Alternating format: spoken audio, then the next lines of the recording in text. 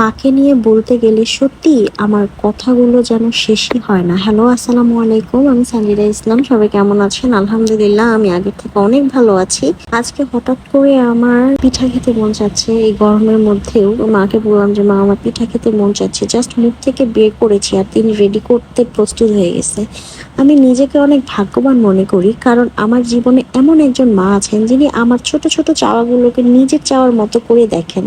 আমি কোনো কিছু চাইলে মা কখনো শুধু না বলে না, বলে থেমে থাকে না। সে তার সাধ্য থেকে বাহিরে গিয়েও আমার জন্য অনেক কিছু করার চেষ্টা করে, আমার ইচ্ছাটা পূরণ করে। জীবনে অনেক মানুষ আসে যায়, অনেক সম্পর্ক তৈরি হয়, কিন্তু মায়ের জায়গাটা আসলে কেউ কখনো নিতে পারে না। মা এমন একজন মানুষ যে আমার মুখ দেখলেই বুঝে যেতে পারে আমি ভালো আছি কিনা, মন খারাপ কিনা। আমি না বললেও আমার কষ্টটা অনুভব করে। আজ আমি যাই হয়েছি তার সম্পূর্ণ তার পেছনে আমার মায়ের দোয়া এবং ভালোবাসা অনেক বড় একটা কারণ। হয়তো সবসময় মাকে সেটা বলে বোঝাতে পারি না, কিন্তু মনের ভিতর থেকে আমি জানি আমার সবচেয়ে বড় পাওয়া হচ্ছে আমার মা। আলহামদুলিল্লাহ, আল্লাহ আমাকে এমন একজন মা দিয়েছেন যিনি আমার জন্য কখনো কোনো কিছু কমতি রাখেনি। সবাই আমাকে একজন প্রিন্সেসের মতো করে বড় করেছে। আমার মাকে সবসময় আল্লাহ বছরের পর বছর হায়াত দান করুক। আমার মা আমার মাথার উপর বছরের পর বছর ছায়া হয়ে থাকুক।